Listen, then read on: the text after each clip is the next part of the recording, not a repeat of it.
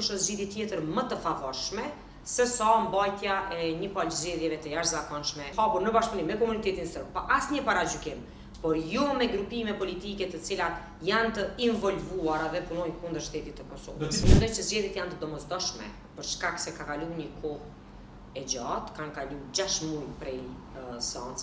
fillimit të seancës konstituive, ndërsa janë 8 muaj prej mbajtjes së zgjedhjeve parlamentare dhe ne ende sot nuk kemi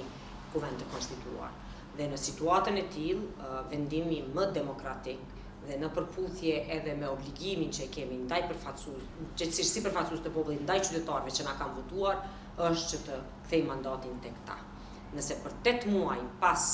mbajtjes së zgjedhjeve dhe 6 muaj pas thirrjes së seancës së parë konstituive ne jemi në këtë situatë çfarë jemi sot, ne duhet t'ju drejtohemi kutive të votimit dhe secili nga pozicioni vet të tregojë dhe të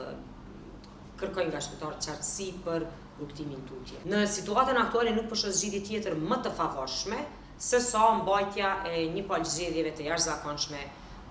të nivelit nacional, e cila pastaj do ofronin qartësi edhe në mundësinë e koalicioneve. Kjo do të varet nga gjykimi i plot. Nëse gjykimi i plot thotë se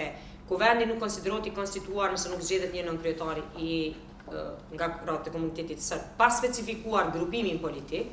gjithësisht të drejtën e vetëm të tyre për të propozuar, atëherë do të thotë nuk e kanë këtë levë lista serbe. Do të thotë që kushdo në të ardhmen që zgjedhet nga përfaqësues nga parti tjera të komunitetit serb e kanë mundësinë bile e shohin një mundësi për demokratizim të më të tjeshëm dhe pluralizëm politik të mirëfill tek komuniteti serb. Prandaj kjo do të varet në finale se çka do të jetë aktgjykimi dhe